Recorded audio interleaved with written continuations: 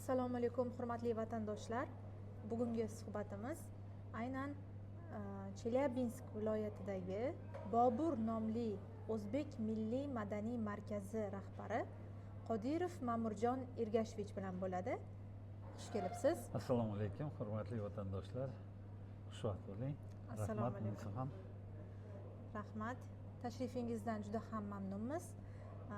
Bugun aynan Ma'murjon aka bizni Vatandoshlar jamoat fondi tomonidan tashkil etilayotgan Vatandoshlar mintaqaviy forumi, ya'ni butun Markaziy Osiyo mintaqasidagi davlatlarning vakillari tashrif buyuradigan forumning asosiy mehmonlaridan birilar va ularni bu tadbirda ko'rib turganimizdan juda ham xursandmiz. Rahmat.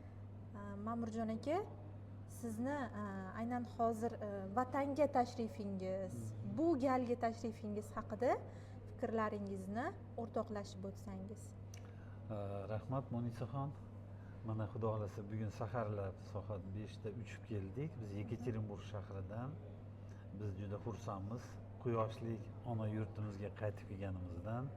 Chunki biz sog'inamiz O'zbekistonda, Toshkentda, qayerda bo'lmaylik, baribir ona yurtimiz shu O'zbekiston. Toshkentdagi o'zgarishlarni ko'rib biz juda xursandmiz. Boshimiz osmonga yetdi. Biz Vatandoshlar fondiga o'zimiz minnatdorchiligimizni bildiramiz va bu o'tkaziladigan tadbirdagi forumda boshqa mamlakat, boshqa davlat va boshqa shaharlardan kelgan madaniy markazlar bilan hamkorlikda bir-birimizni bir amallarimizni, tadbirlarimizni planlashtirib va hamda barham ko'ramiz, bir-birimiz bilan maslahatlashib qiladigan, o'tkazadigan planlarimizni kelishamiz. Xudo xolasa, nasib qilsa, ertaga bo'ladigan forumda shu fikrlarimizni bildirmoqchimiz. Tashkilotchilar uchun rahmat, juda yaxshi keldik. Juda chiroyli gостиницаlarga bizni joylashtirib, xursandmiz Munisaxon. Endi bu Vatandoshlar fondidan juda xursandmiz. Yana bir bor xush kelibsiz deyman. Va bizni Vatandoshlar mintaqaviy forumi aynan bizni yaqin qo'shni davlatlarimiz, mustaqil davlatlar hamdo'stligi davlatlari bilan birgalikda o'tkazilayotgani ham bejiz emas, chunki yurtboshimiz ham yaqindagina mana shu davlatning rahbarlari bilan juda ham katta tadbir o'tkazdilar, forumlar bo'lib o'tdi va unda ularda hamkorlik, o'zaro o'sha davlatlar o'rtasidagi do'stlik masalalari ham kelishib olindi.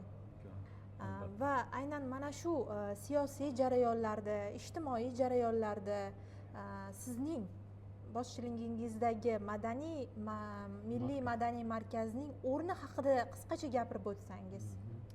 Rahmat savolingiz uchun Munisaxon. Men shuni gapirib o'tmoqchi edim. Yaqinda bo'lib o'tgan bu Tojikistondami yoki Bishkekda bo'lib o'tgan mana shu mustaqil davlatlarning o'zaro hamkorliklari, o'zbekcha maqolamiz bor. Uzoq qarindoshingdan yaxshi qo'shning bo'ladi. Yaqindagi qo'shni afzalroq deyiladi. Va bizning Chelyabinsk viloyatidagi O'zbek milliy markazimizdan har xil davlatlardan, Qozog'istondan, O'zbekistondan, Rossiyadan kelgan millati o'zbek shunday fuqarolarimiz borki, hammasi biz o'zimizni ona yurtimizda bu yerda o'zgarayotgan o'zgarishlarda, yangi O'zbekistondagi o'tayotgan tadbirlarni ko'rib juda xursandmiz. Albatta davlatlararo biz bir-birimiz bilan juda yaxshi inoq bo'lishimiz kerak. Hozir siyosiy vaziyatni ham ko'rib turibsiz. Shuning uchun o'ylaymanki, bu o'tkazayotgan tadbirlar xalqimiz uchun, elimiz uchun deb qilinyapti. Yurtboshimizni Shavkat Miromonovlarni, mana prezidentimizni Vatandoshlar fondi bilan birgalikda olib borayotgan tadbirlarni qo'llab-quvvatlaymiz. Chunki bu tashqarida yurgan, o'zi milliy o'zbek bo'lib g'ururlanib yurgan o'zbeklarimiz uchun qarashgan, hammasini birlashtirish maqsadida o'tkazayotgan bir tadbirdir. Fikrlaringizga to'liq qo'shilaman va yana bir savol bilan murojaat etmoqchiman. Siz aynan hozirda Chelyabinsk viloyatida istiqomat qilasiz. Siz o'zbek o'zbeksiz. O'zbek. Aytingchi, mana shu davrda Chelyabinskda yashayotgan davringizda o'zbeklarni ko'rganingizda yoki O'zbekiston bilan bog'liq obyektlar bo'ladimi, predmetlar yoki bir qandaydir vositalarni ko'rganingizda ichingizdan qanday his-hayajonlar kechadi? Biz albatta Rossiyada muhojirlarimiz musofirchilikda yurgandan keyin shu bir-birimiz bilan inoqroq bo'lishimiz kerak, birgalikda bo'lishimiz kerak.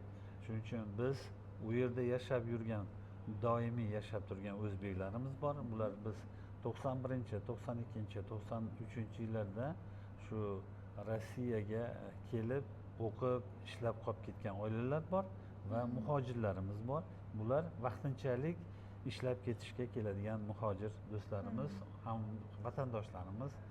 Biz shular bilan uchrashganimizda tez-tez uchrashib, o'zimizni milliy bayramlarimiz bo'ladimi yoki bir to'ylar o'tkazamiz. Odamda har xil to'ylar bo'ladi, ma'rakasi bor, hammada birgalikda o'tkazib turamiz. Albatta ona yurtimizdan uzoqda bo'lsak ham, lekin birgalikda tadbirlar o'tkazamiz, birlashib. Kattakon rahmat. Demak, hurmatli aziz vatandoshlar, bugun samimiy suhbat bilan biz bilan birgalikda Chelyabinsk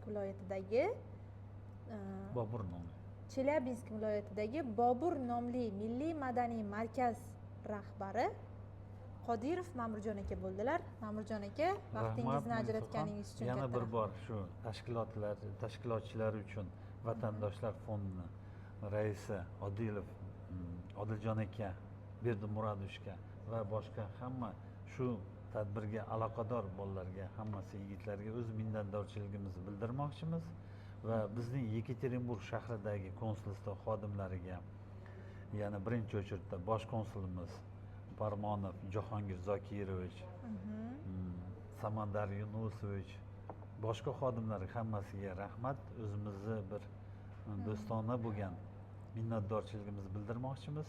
Ona yurtimizga kelsak, hamisha biz sog'inamiz. Quyoshlik O'zbekiston Toshkent shahriga. Xush kelibsiz. Rahmat, sog' Yana bir bo'linglar. bor. Rahmat. Rahmat e'tibor uchun.